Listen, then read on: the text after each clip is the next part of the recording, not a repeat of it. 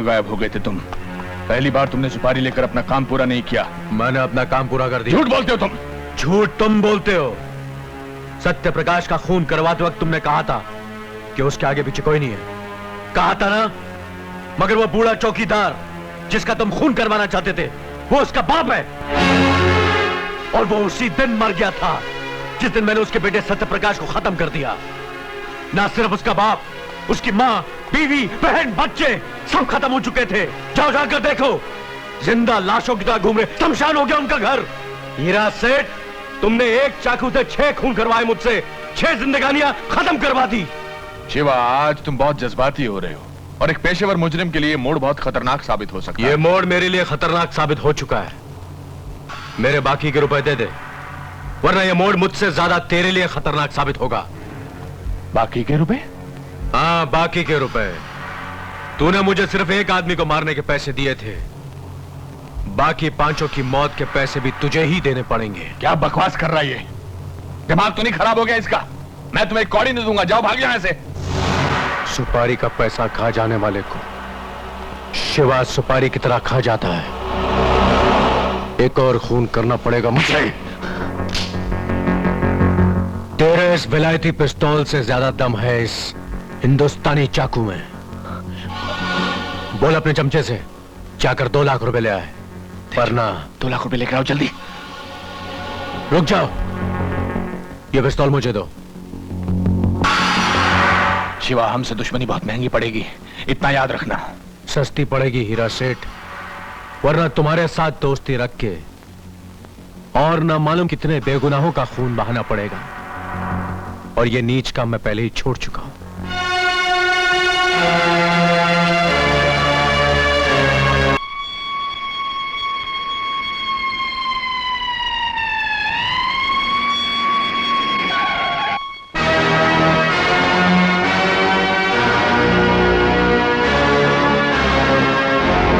सत्य प्रकाश के खून के इल्जाम में मैं तुम्हें गिरफ्तार करता हूं।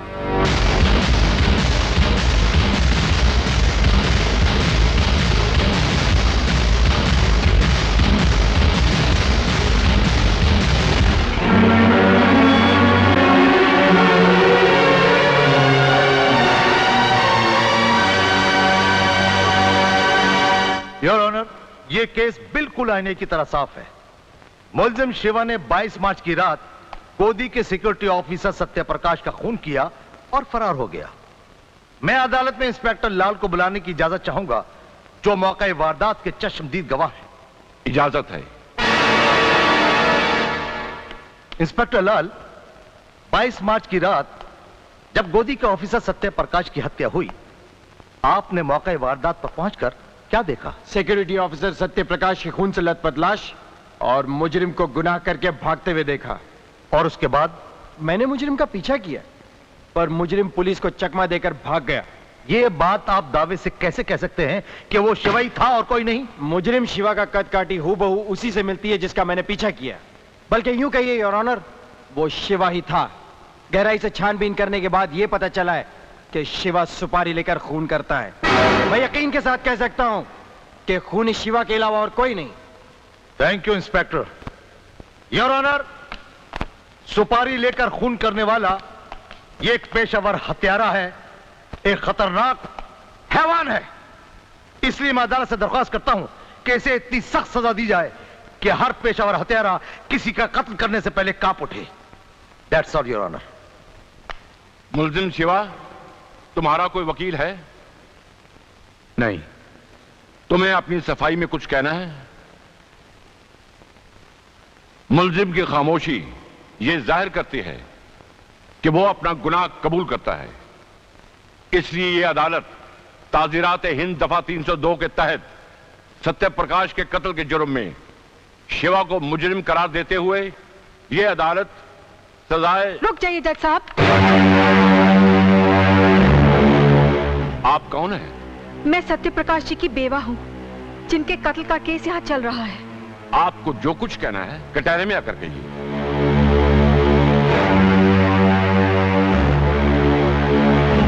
योर ऑनर, 22 मार्च की रात को मेरे पति का कत्ल करने के बाद इत्तेफाक से कातिल हमारे ही घर में घुस आया।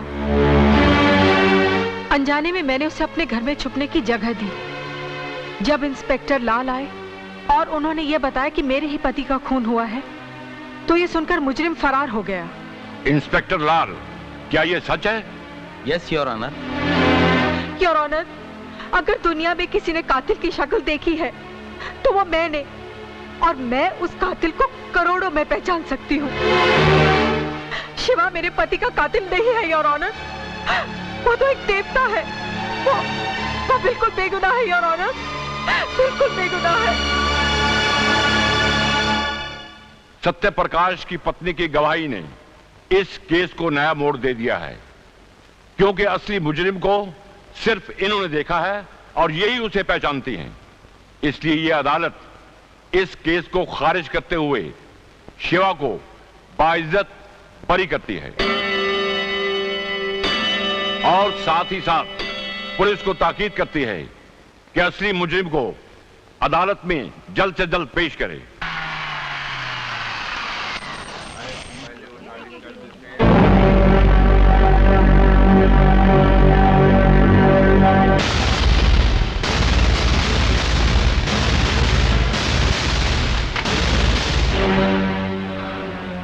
बहुत चाल चल ली तूने हीरा। अगर फिर कोई चाल चली तो मैं तुझे जिंदा रहने के लिए 9 सेकंड की मोहलत भी नहीं दूंगा, और तेरे आगे पीछे कोई रोने वाला भी नहीं रहेगा।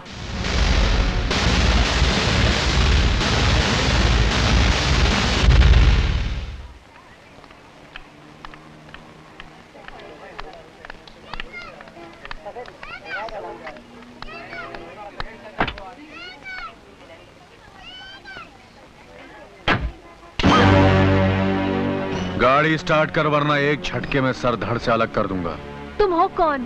तेरे हरामी बाप का बाप हूं। तुम चाहते क्या हो? पहले जगह पर पहुंचना, उसके बाद तेरे बाप का कर्जा सूद समेत वापस लौटाना। चला गाड़ी। कामनी, ओ मेरी कामनी। रवि! कौन? गाड़ी चला, वरना जबान काट कर तेरे हाथ में रख दूंगा। चल गाड़ी चला।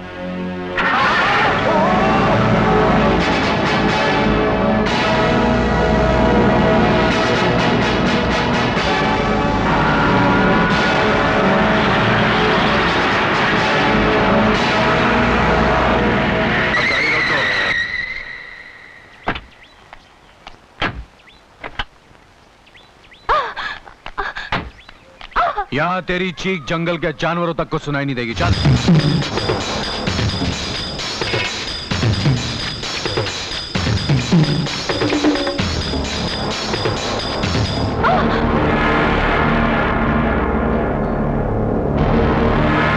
देखो, तुम मेरे सारे जेवर, सारे रुपए रख लो और जाने दो मुझे, प्लीज।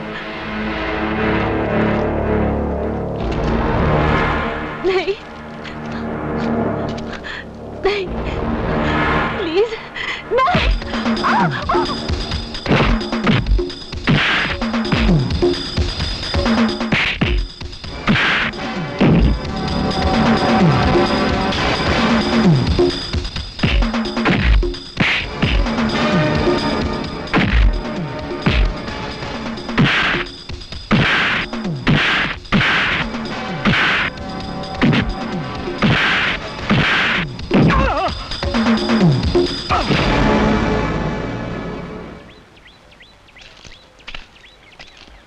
रवि, रवि, आज अगर तुम ना आते तो तुम्हें मेरा मरा हुआ मुंह देखना पड़ता। ऐसा मत कहो कामिनी, ये तो मेरा फर्ज था।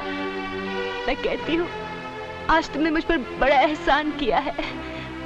आज फर्ज और एहसान की 4 दीवारें तोड़कर मैं तुम्हारे पास आ गई हूँ रवि। मैं तुम्हें उतना ही चाहती हूँ जितना कि तुम मुझे चाहते हो। I love you Ravi, I love you।